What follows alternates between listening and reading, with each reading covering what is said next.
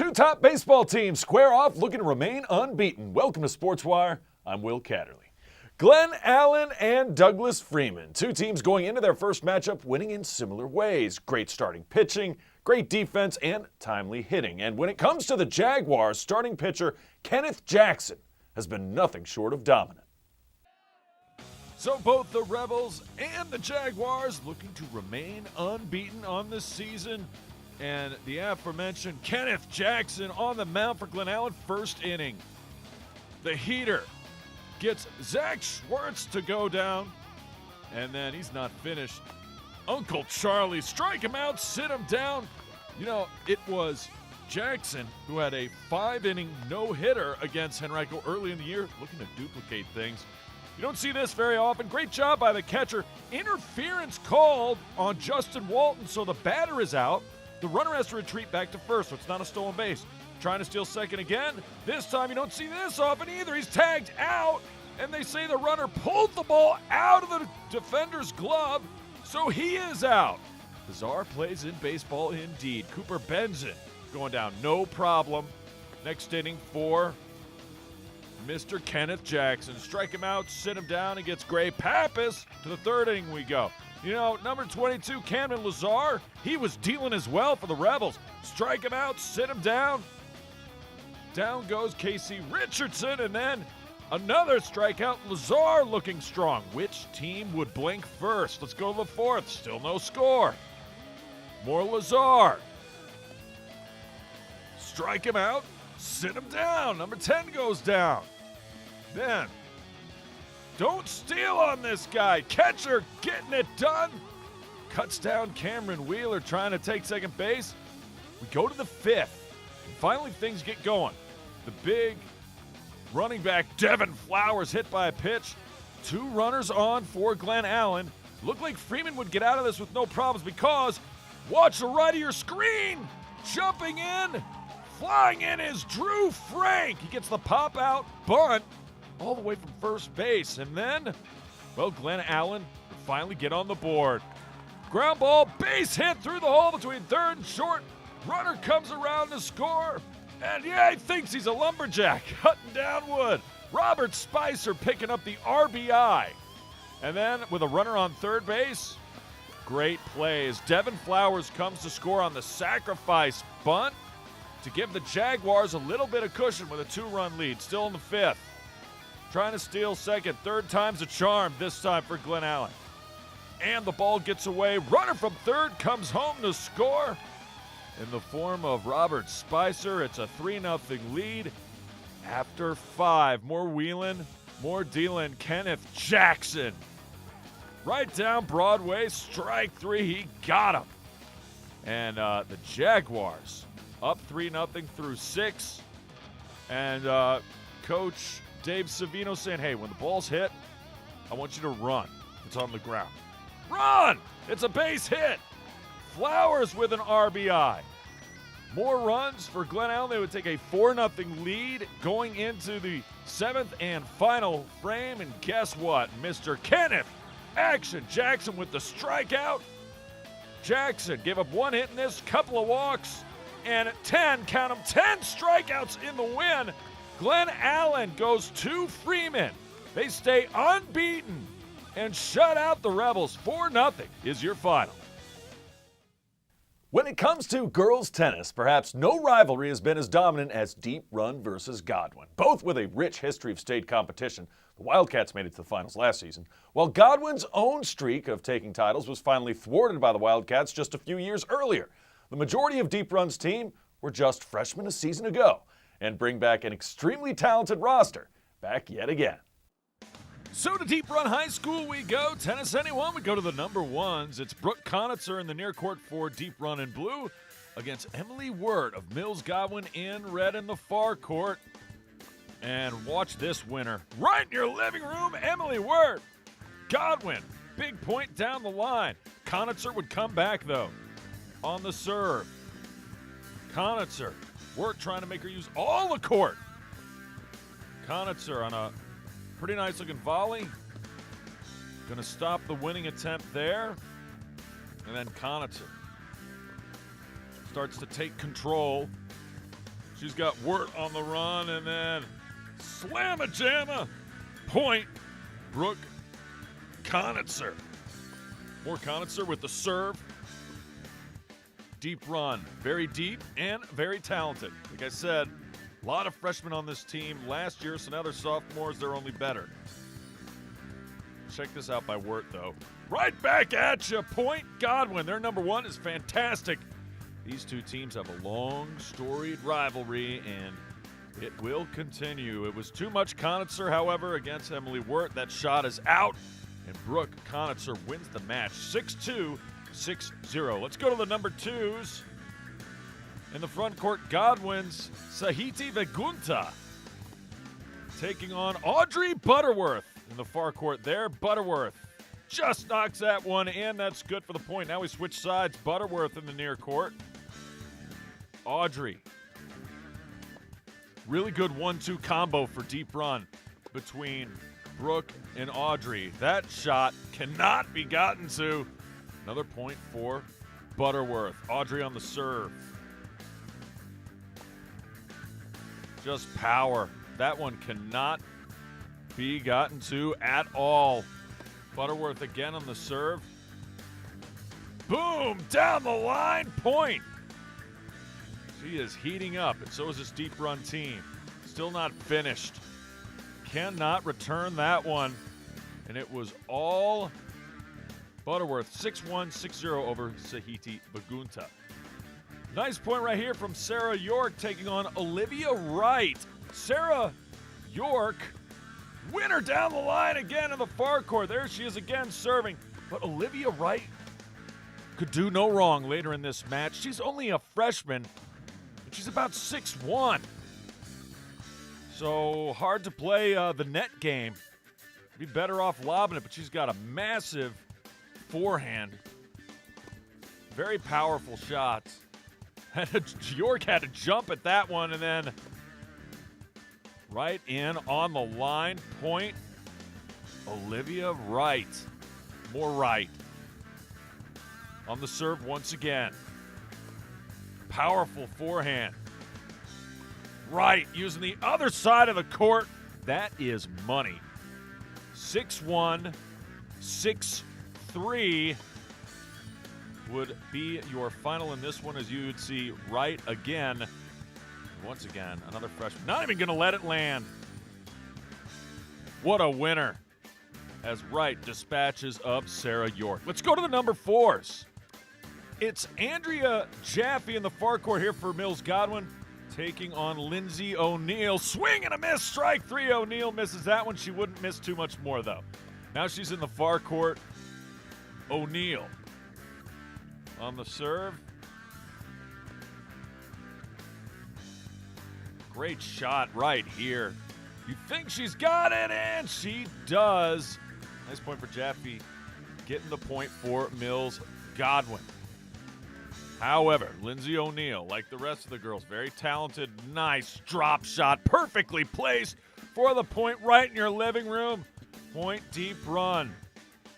Wildcats aren't finished either. O'Neill going to put this ball where Jaffe cannot get it, right into me. She gets the point. They get the win 6-2, 6-1. Deep run wins 9-zip. We head back to the diamond when we return. Varina looks for a home win over Henrico in softball, while Godwin tries to tame Tucker in baseball to keep their winning streak intact. That's next. Don't always have time to watch Sportswire on your TV? No problem. Episodes are available anytime on the web at watchsportswire.com, and it works just as well on your phone. Watch Sportswire anytime, anywhere at watchsportswire.com. Todd's a great guy. I mean, look at him. What a sweetheart. Attaboy. Wait, Todd, what are you doing? How totally selfish and un-Todd-like of you. Come on, Todd. Come on, man.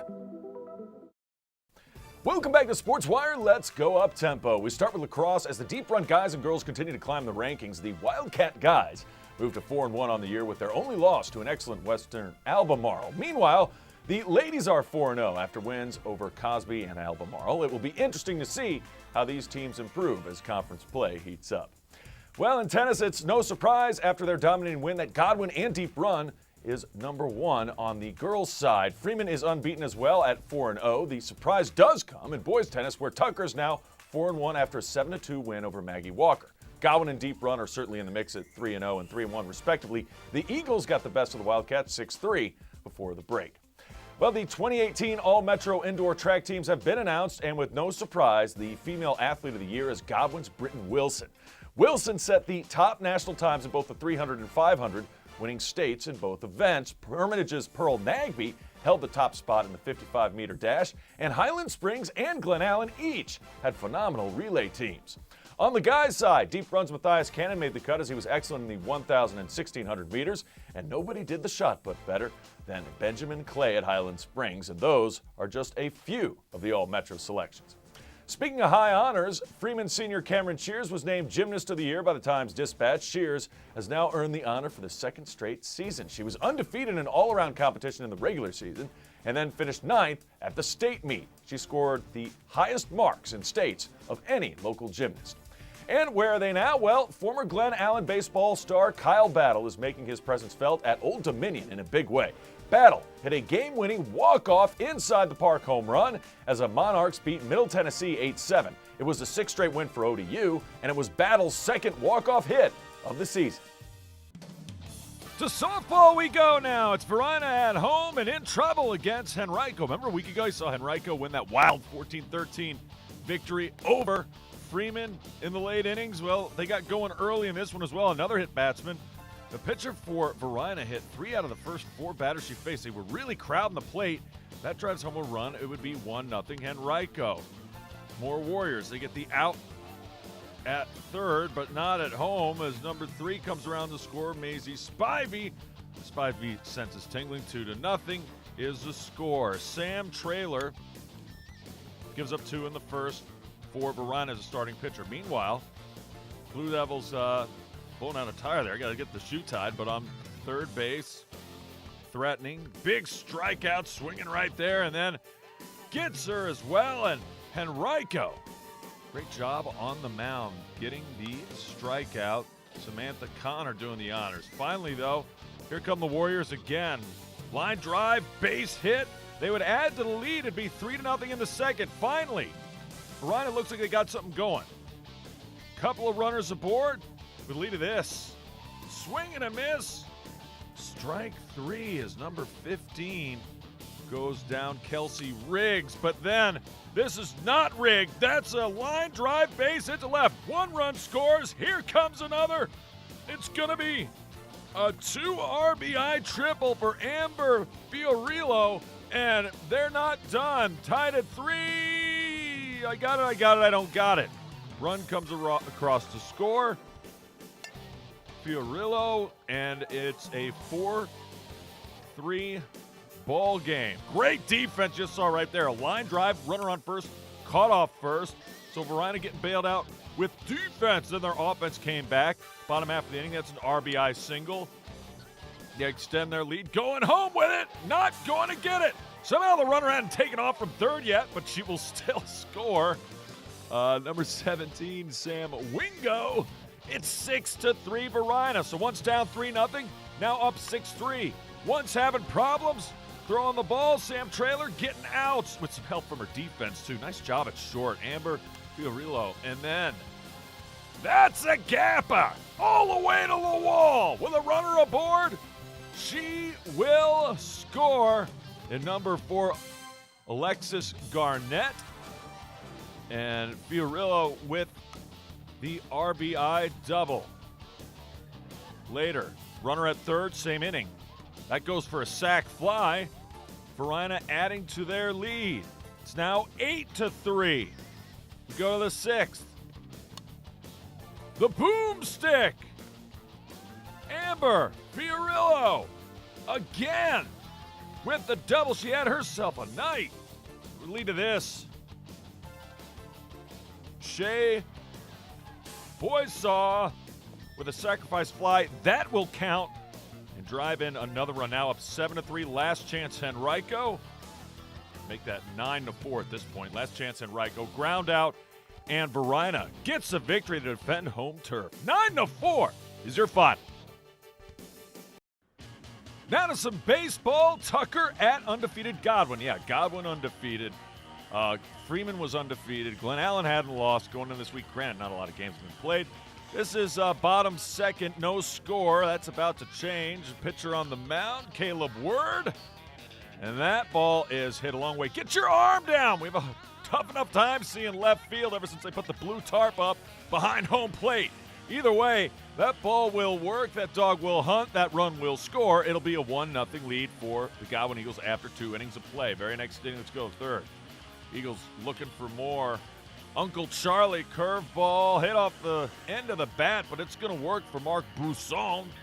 He gets on first base. Later, McDonough's going to be there, and he's going to go for a steal of second base, and he is in there safely. So runner in scoring position. Godwin doing all the little things right. That's how good teams win.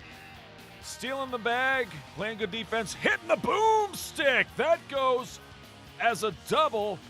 Run comes in to score in the form of McDonough, and the Godwin Eagles would have a 2-0 advantage. Still not finished. Number 14. That ball is high. That ball is deep. Liam Deegan digs into one. That ball is. Umpire says it's foul. Foul ball. Then he changed his mind. That ball will see you next time. It's a 2-run shot. Actually making a 3-run shot. And Chris Didlake, Coach Didlake says, I've been doing this for like 30 years. Never seen anything like that. He said he had to think about what he just saw and process it. He turned the call over from foul to fair. Delayed see you next time on the home run. But it works, and it's a 4-0 lead. Godwin trying to add to that. Line drive, single to right. Later, again, taking advantage. Stealing second base. This time it's Noah Behringer doing the honors. The lead of this. Line drive, base hit. Here comes Behringer. He'll score.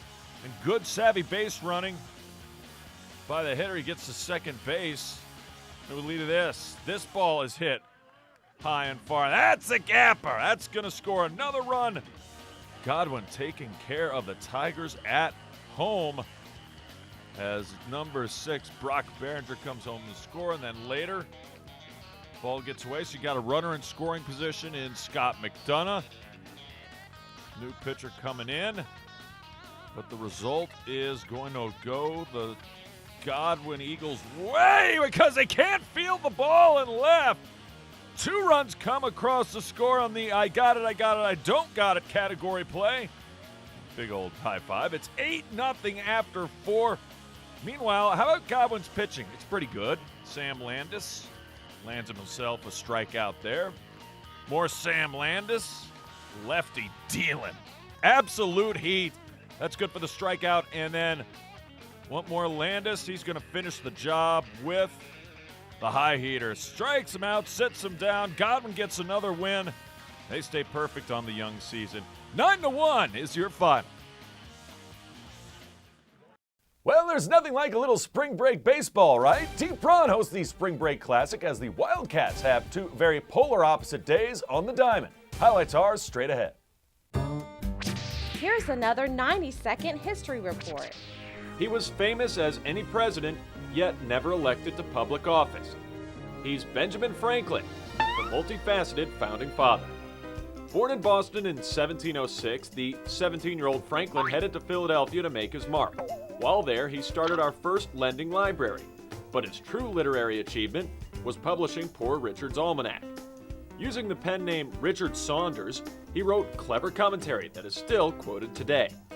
Franklin invented the bifocals, the glass harmonica, the Franklin stove, and the lightning rod. And yes, his research on electricity really did involve a kite flying experiment. As a delegate from Pennsylvania, he proudly signed the Declaration of Independence. Franklin was opposed to the bald eagle as our nation's symbol. he thought the turkey was a better fit. He was an ambassador to France and England. He served as the first postmaster general and formed the first volunteer fire company. His name has even become a reference for wealth, since he appears on the $100 bill. So here it is in a nutshell. He came to Philly and made a name. Inventions in politics gained him much fame. His experiments were shocking. His writings were bright. He admired the turkey, and his pictures are still liked. That's Benjamin Franklin in 90 seconds.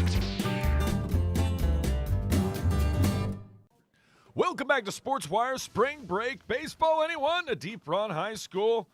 It is the Wildcats taking on Caroline. Caroline. Deep Run already up. 8-0. Add more. Base hit up the middle. Wildcats. Tanner Vale getting it done.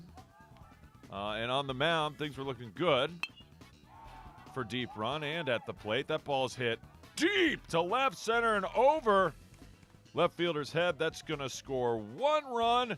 Anthony Santor comes in. Here comes 2 runs. That is Tanner Vale. He comes in. A 2 RBI double by Brooks. Maisie. And then this doggle hunt. That's good for a base hit. Line drive single to right. Another run coming in. It's Maisie. And that's Kevin Stiff, who stuck that one in the right field for the RBI single. Caroline highlight here. They get the strikeout to stop the bleeding, so to speak, and end the inning. But on the mound for Deep Run, number 22, getting it done. Brandon Hill on the hill. Strike him out, sit him down. Hill performed well in this one.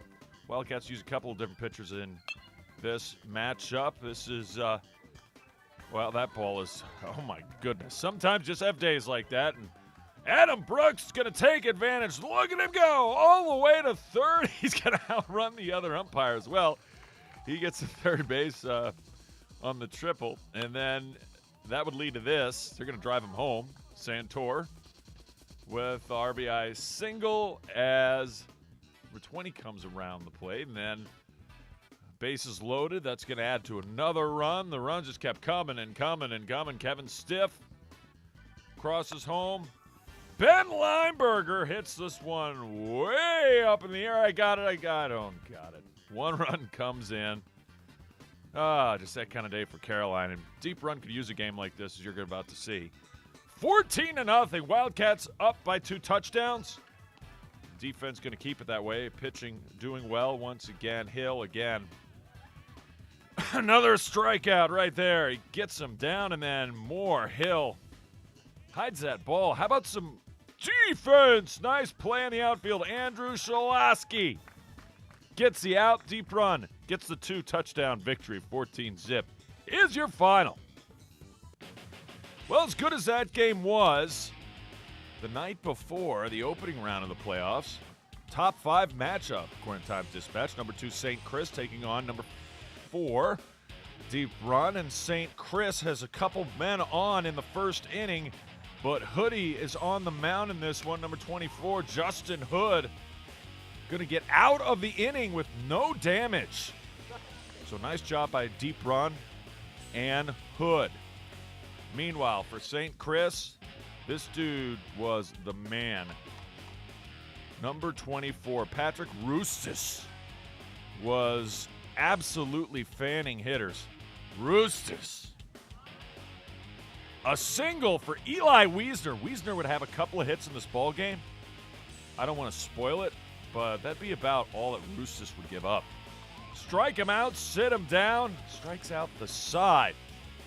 Next inning, St. Chris in business. Couple runners on. Hood. That ball gets away. Runner's going to come home to score. And unfortunately for Justin Hood, he would hurt his elbow on the pitch.